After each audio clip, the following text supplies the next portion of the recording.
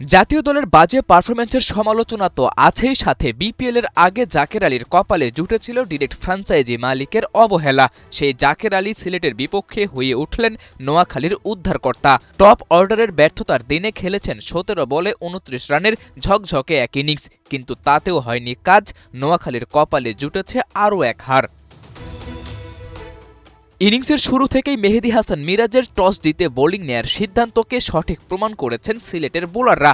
রানের খাতা খোলার আগেই মোহাম্মদ আমির আর খালেদ আহমেদ ফিরিয়েছেন নোয়াখালীর টপ অর্ডারের ৩ ব্যাটার সাদাকাত, সোহান আর হায়দার আলীকে। মাত্র ৯ রানে ৩ উইকেট হারানো নোয়াখালীকে কিছুটা এগিয়ে নেন সৈকত আলী আর মাহিদুল ইসলাম অঙ্কন। ওয়ানডে স্টাইলে ব্যাট করা ক্যাপ্টেন সৈকত ২৯ বলে ২৪ রান করে ফিরে গেলে জাকের আলীর সামনে আরেকটা সুযোগ আসে নিজেকে প্রমাণ করার। সেই যাত্রায় এবার কিছুটা সফলও হয়েছেন তিনি। ইনিংসের শেষ ওভার পর্যন্ত উইকেটে থেকে করেছেন হার্ড হিটিং ব্যাটিং।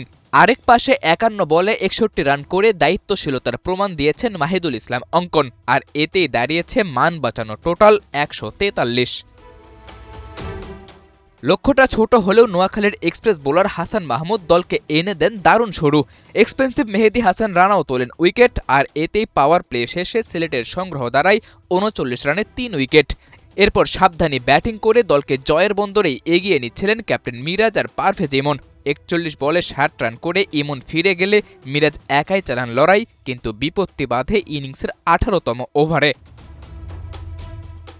পুরো ম্যাচে এক্সপেন্সিভ থাকা মেহেদী হাসান রানা পরপর ৩ বলে তুলে নেন মিরাজ, নাসুম আর খালেদের উইকেট।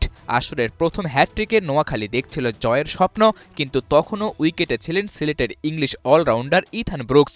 আর শেষ ওভারে ১৩ রানের সমীকরণ অনেকটা সহজ করে দিয়েছে সাব্বির হোসেনের নো বল। সুযোগটা কাজে লাগিয়ে ৪ ছক্কায় দলকে জয়ের পথে দিয়েই সাজঘরে ফেরেন ইথান ব্রুকস। মেহেদী হাসান রানা ১৮তম ওভারে যে সম্ভাবনা তৈরি করে গেছেন তার সবটা শেষ করে সাব্বিরই যেন নিশ্চিত করেছেন দলের হার। টানা ২ হারে বিধ্বস্ত নোয়াখালী কবে ফিরবে জয়ের ট্র্যাকে? সাদাতুর রাফি, ৭১।